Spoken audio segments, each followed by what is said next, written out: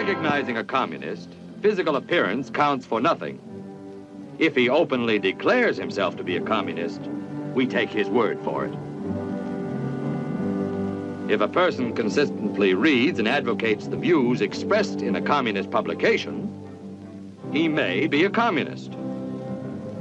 If a person supports organizations which reflect communist teachings, or organizations labeled communist by the Department of Justice, she may be a communist.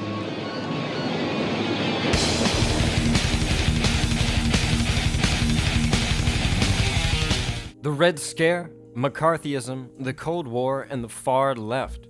What do these words mean? Why do they seem so familiar? Well, these four things share one fundamental interest we all know and love: communism. Today's hot topic.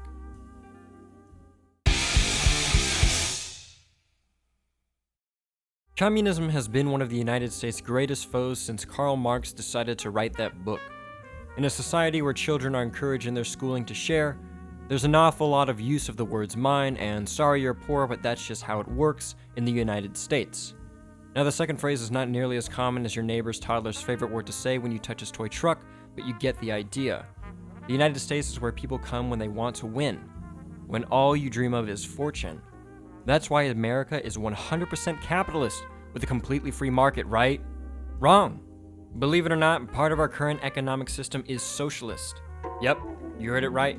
That economic system that social communist Bernie Sanders has been calling to implement has been here all along. Just like the middle child in a family photo. Just because it's significant does not mean it doesn't contribute. In the midst of all this corona chaos, the government has now agreed to send out stimulus checks of $1,200 to the American people in hopes of helping those out of work or in need. This sounds like a move any communist would agree with. Before we get into the meat and potatoes of communism, I'd like to give a little backstory on the economic ideology.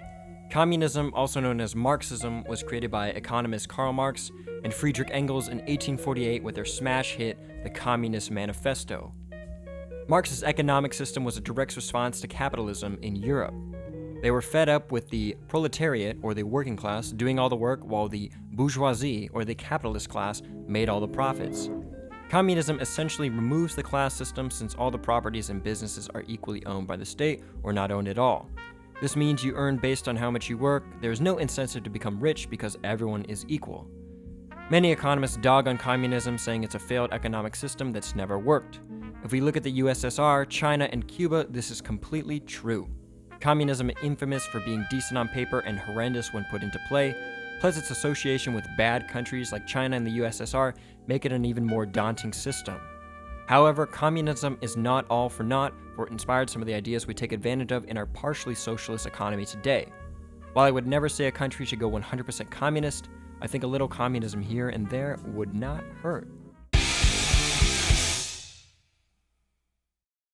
If the word communist or socialist scares you, you probably don't know what either word means. They're not some foreign villain we should fear. They are part of their respective economic systems. Another misconception is that being a communist or socialist means you're far left. That is also wrong. While political parties may favor a system, for example, the capitalist Republican or a democratic socialist, it does not mean that the system in question is a product of that political party's beliefs. You can, in fact, rock a MAGA hat and despise the free market. The goal of both communism and socialism is to prevent worker exploitation and to remove the economic class system. The United States has demonstrated that a fully capitalist economy just would not work out. The impoverished economic classes would not survive. In a socialist or communist economy, we wouldn't constantly be hearing about the top 1% ruling over the common folk, because there would be no such thing. The ideal system for the United States right now is similar to its current system, just with more socialist aspects. The United States shut down the completely free market for good reason. Monopolists such as Rockefeller in the late 1800s would have owned America if nothing had been done. While I don't think the government should provide handouts, it's inhumane to know that we live in the richest country in the world, yet a huge percentage of our population remains impoverished. Now, I hope I haven't confused you by saying today's hot topic was communism and spent time praising socialism. Communism grabs people's attention. Socialism sounds like a fake religion for partying. Communism would never work in America. It would never work anywhere. Countries like the USSR and China were never fully communist. They were actually socialist with everything run by the government. Communism just carries a negative connotation. That's why we like to associate these countries with it. Socialism, however, while not in full effect, would still be incredibly beneficial to our economy. The United States has already enacted social services such as the fire and police departments, as well as public schooling. Why not take that a step further and provide universal health care? You may not call the fire department every day, but it's nice to know that a bit of your tax money goes to ensuring that they'll show up at your next emergency. Most economists agree that socialism is a precursor to the extreme that is communism, possibly another reason socialism gets such a bad rap.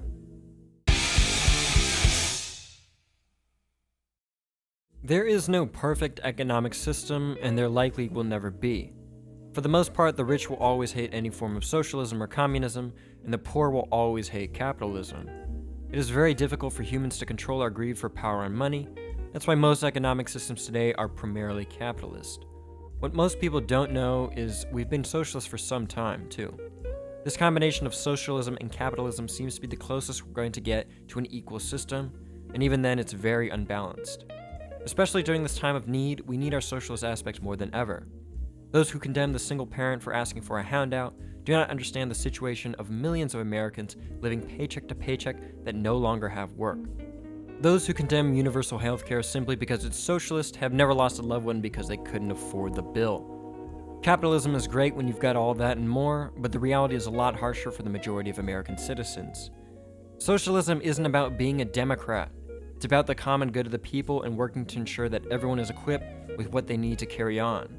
We need not enact the extremes of socialism, like communal ownership, but we should adopt more of its ideologies. Don't worry, it's not scary, and we're not going to change what's on the flag. If you've ever paid a social security tax, you're already a step ahead. It's time for the United States to get more social. Let's live up to the equal opportunity claim.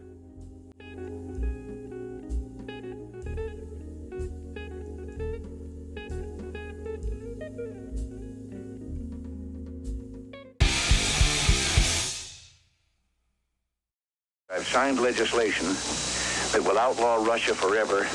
We begin bombing in 5 minutes.